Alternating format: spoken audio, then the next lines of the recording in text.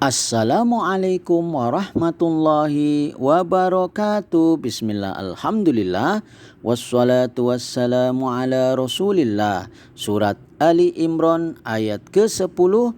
A'udzu billahi minasyaitonir rajim.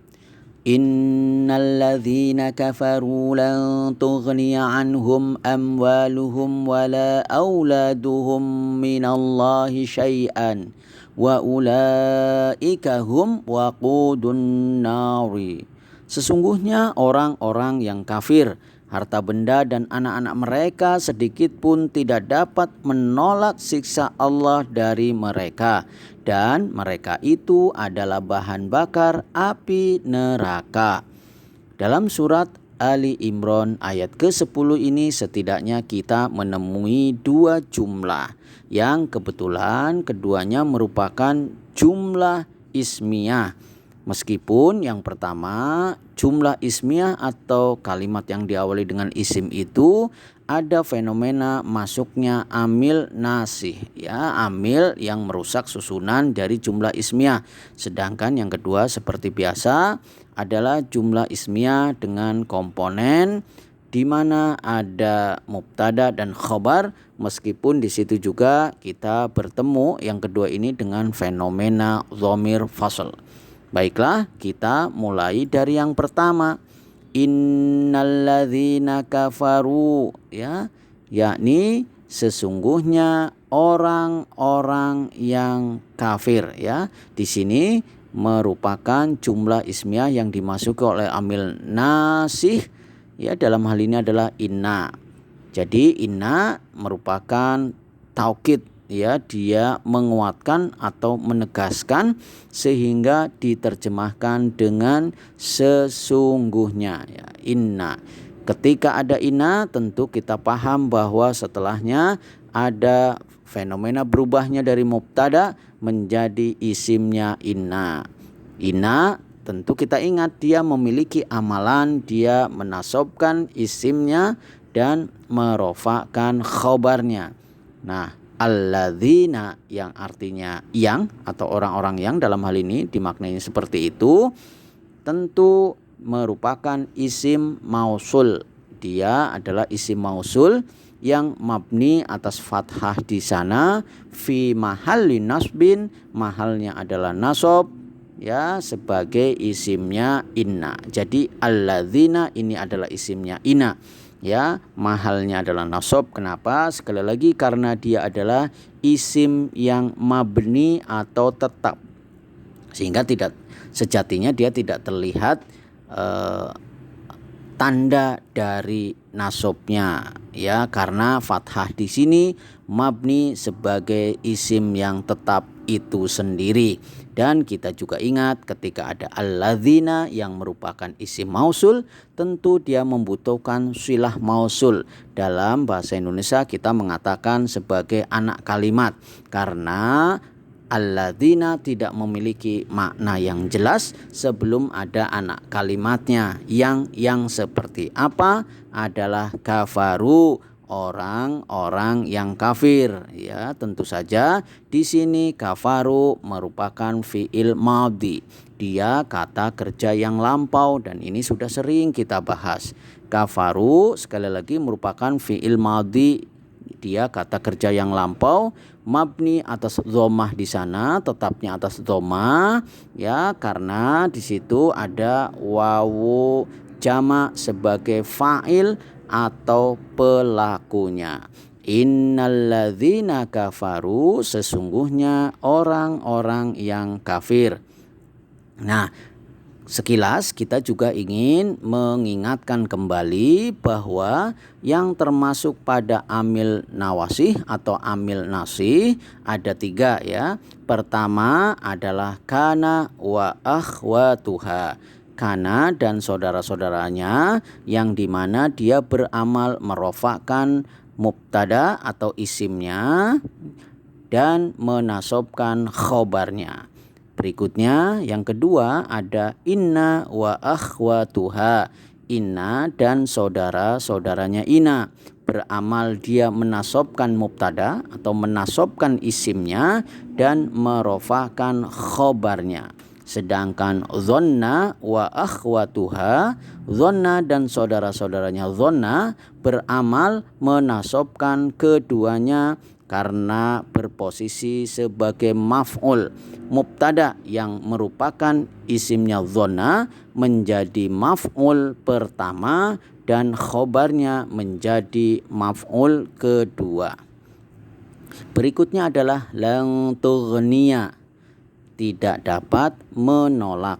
Lan ini merupakan huruf nafi ya, dia menafikan atau menegatifkan dalam bahasa kita. Kemudian dia menasobkan untuk masa yang akan datang. Dalam hal ini kita sedang berbicara tentang huruf nafi terhadap fi'il mudhari. Dalam hal ini fi'il mudhari, karena kita tahu tughniya merupakan fi'il mudhari, dia kata kerja yang sedang berlangsung atau akan berlangsung. Terlihat di situ ada cirinya adalah huruf mudhoro'ah berupa ta di sana. Kenapa kemudian dia mansub? Tanda nasabnya adalah fathah karena dia dimasuki oleh amil yang menasobkan. Dalam hal ini adalah lan. Ya, lan ini merupakan huruf nafi dan dia menasobkan untuk masa yang akan datang, tidak akan dapat menolak. Ya, di sini sekali lagi kita bisa memaknai tughniya merupakan fi'il mudhari yang mansub. Dalam hal ini karena dia mutasharrif, kita juga bisa mentasrif secara istilahi dan secara lughawi. Secara istilahi dari fi'il madhi, kata kerja yang lampau, fi'il mudhari, kata kerja yang sedang berlangsung atau akan berlangsung, ada masdar, ada fa'il, maf'ul, fi'il amr maupun fi'il nahinya. Aghna, yughni, ighnaan, mughnin, mughnan, aghni, la tughni. Dan dalam hal ini kita bisa perhatikan tughni ini merupakan fi'il mudhari ya, awalnya dengan fa'il atau pelaku anta yang kemudian dimasuki oleh amil nasib atau amil yang menasobkan, yang awalnya tughni menjadi tughniya ya. Di sini kita bisa mentasrif dari huwa huma hum hiya huma hunna anta antuma antum anti antuma antunna ana nahnu yughni yughniyani yughnuna tughni tughniyani yughna tughni tughniyani tughnuna tughnina tughniyani tughna ughni nughni. Nah, dalam hal ini tughni merupakan fi'il mudhari yang marfu yang kemudian ketika mansub awalnya tughni menjadi tughniya. Ya, lan tughniya tidak dapat menolak. Ya. Kalau kita perhatikan, maka amil-amil yang menasobkan fi'il mudhari yang terletak setelahnya ada 10 huruf, terbagi menjadi 3 macam. Yang pertama adalah huruf yang menasobkan fi'il mudhari dengan sendirinya. Contohnya tadi ya, kai, an, lan, dan idzan. Jadi ketika diawali dengan lan, maka dia akan menasobkan fi'il mudhari dengan sendirinya. Sedangkan yang kedua ada huruf yang menasobkan fi'il mudhari dengan perantaraan yang tersembunyi atau mudmarah. Boleh disembunyikan atau ditampakkan ya. Contohnya untuk lam taklil atau lam mukai, kita menyebutnya seperti itu. Sedangkan yang ketiga ada huruf yang menasobkan dengan an mudmarah yang wajib diperkirakan atau disembunyikan ya. Ada lam juhud, ada hatta, ada au, jawab bil fa dan jawab dengan waw. Dalam hal ini lan tughniya masuk dalam kriteria yang pertama, huruf yang menasobkan fi'il mudhari dengan sendirinya ya. Ketika ada lan, maka dengan sendirinya fi'il mudhari itu menjadi mansub. Berikutnya adalah anhum, artinya dari mereka. An tentu kita tahu bahwa ini adalah huruf jar, sedangkan hum al-had di sini merupakan isim dhamir, dhamirnya dhamir muttasil fi mahalli jar, mahalnya adalah jar. Dan anhum tentu saja merupakan susunan jar majrur, dia muta'alliq memiliki keterkaitan makna dengan tughniya. Berikutnya adalah amwaluhum, artinya harta benda mereka.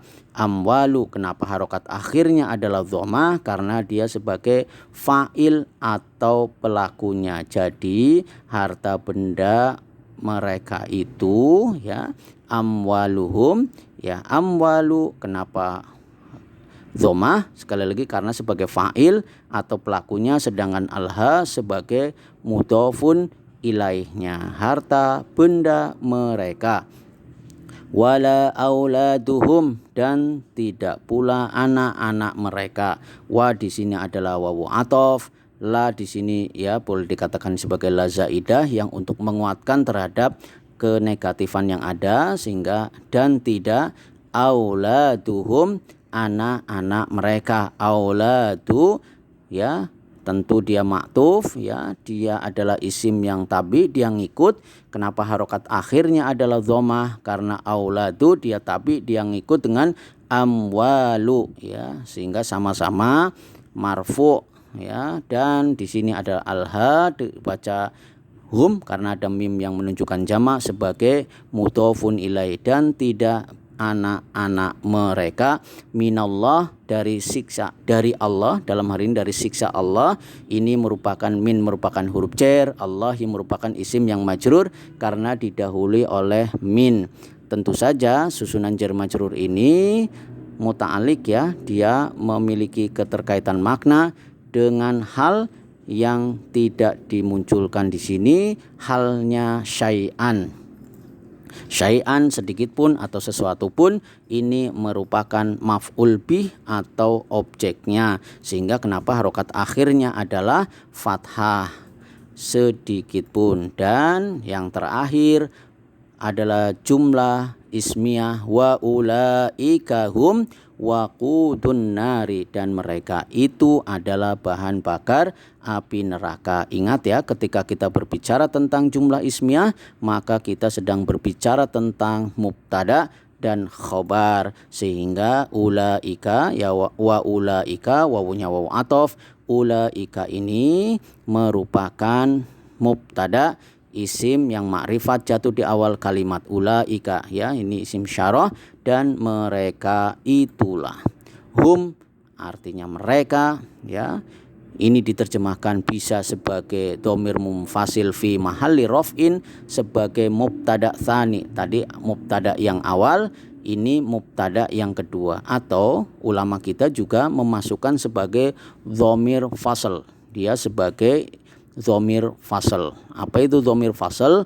Dhamir fasl disebut juga fasl atau aimad atau du'amah, yaitu dhamir yang berada di antara mubtada dan khobar, ya ini mubtada, ini khobar, atau kata yang asalnya mubtada dan khobar, kita memaknai ini mubtada dan ini khobar untuk memberitahu bahwa sesudah kata dhamir fasl adalah khobar. Ini adalah khobar, bukan naat ya, secara sekilas seperti itu. Waqudun nari, bahan bakar api neraka, kita maknai ya, waqudu kenapa dia harokat akhirnya adalah dhammah? Karena dia sebagai khobar terhadap mubtada yang tadi kita sebutkan, sedangkan an-nari merupakan mudhofun ilaih. Jadi secara sekilas, innalladzina kafaru lang tughniya anhum amwaluhum wala auladuhum minallahi syai'a, sesungguhnya orang-orang yang kafir, harta benda dan anak-anak mereka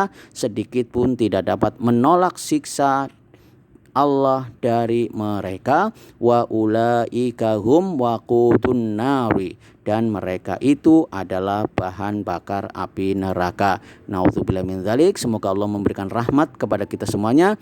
Subhanakallahumma wa bihamdika asyhadu alla ilaha illa anta wastaghfiruka wa atubu ilaik. Wassalamualaikum warahmatullahi wabarakatuh.